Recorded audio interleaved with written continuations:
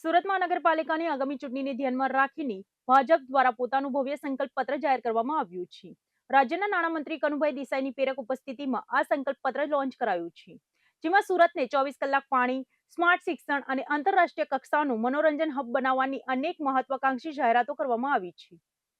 સુરત શહેરના વિકાસને નવી દિશા આપવા માટે ભાજપ દ્વારા સંકલ્પ પત્ર જાહેર કરવામાં આવ્યો છે, જેમાં શહેરીજનોને વધુ સુવિધાઓ અને આધુનિક સુવિધાઓ ઉપલબ્ધ કરાવવા માટે વિશાળ આયોજન રજૂ કરવામાં આવ્યું છે. સંકલ્પ પત્રમાં ખાસ કરીને જળ સંચય અને પાણી પુરવઠા પર ભાર મૂકવામાં આવ્યો છે. જમીનમાં પાણીનું લેવલ ઊંચું લાવવા અને સારી ગુણવત્તાવાળું પાણી ઉપલબ્ધ થાય તે માટે વિશેષ આયોજન કરવામાં આવશે. તાપી બેરેજની કામગીરી ઝડપથી પૂર્ણ કરવાની સાથે લિફ્ટ, ઇરિગેશન અને પાણી પુરવઠાના પ્રોજેક્ટોને ગતિ આપવામાં આવશે. શહેરમાં 7 દિવસ 24 કલાક શુદ્ધ પાણી મળી રહે તે માટે હાલના નેટવર્કને મજબૂત બનાવવામાં આવશે. ગંદુ પાણી આવવાની સમસ્યાનો અંત લાવવા અને વોટરબોર્ન બીમારીઓમાં ઘટાડો કરવા પણ ખાસ ધ્યાન આપવામાં આવશે. ડ્રેનેજ સિસ્ટમને આધુનિક બનાવવામાં આવશે અને નવા ધોરણો મુજબ ટ્રીટમેન્ટ પ્લાન્ટોને અપગ્રેડ કરવામાં આવશે. વરસાદી પાણીનો ઝડપથી નિકાલ થાય તે માટે વિશેષ આયોજન હાથ ધરવામાં આવશે. ઇન્ફ્રાસ્ટ્રક્ચર ક્ષેત્રમાં શહેરના રોડ નેટવર્કને વધુ મજબૂત બનાવવામાં આવશે. નવા રસ્તાઓ આધુનિક ટેકનોલોજીથી બનાવવામાં આવશે અને શહેર તરફ આવતા મુખ્ય માર્ગોને સિમેન્ટ કોન્ક્રીટમાં પરિવર્તિત કરવામાં આવશે. ટ્રાફિક સમસ્યાઓને ધ્યાનમાં રાખીને તાપી નદી કેનાલ અને રેલવે લાઈનો ઉપર નવા પુલો બનાવવામાં આવશે. હાલમાં શહેરમાં 123 બ્રિજ કાર્યરત છે, જ્યારે 15 જેટલા પુલોના કામ પ્રગતિ હેઠળ છે. ઉર્જા ક્ષેત્રમાં LED લાઇટોનો વધુ ઉપયોગ કરવામાં આવશે અને સોલાર પ્લાન્ટ તથા પવનચક્કીઓ દ્વારા રિન્યુએબલ એનર્જી ઉત્પન્ન કરવામાં આવશે, જેના કારણે વીજળીના બિલમાં ઘટાડો થશે અને પાલિકાના ખર્ચમાં બચત થશે. આરોગ્ય ક્ષેત્રમાં નવી સુવિધાઓ ઉમેરવામાં આવશે તેમજ નવા રસીકરણો કેન્દ્ર ઉભા કરવામાં આવશે. શિક્ષણ ક્ષેત્રમાં આધુનિક ટેકનોલોજીનો સમાવેશ કરવામાં આવશે. પર્યટન અને મનોરંજન ક્ષેત્રમાં સરથાણા પ્રાણી સંગ્રહાલયને આંતરરાષ્ટ્રીય સ્ટોલનું બનાવવામાં આવશે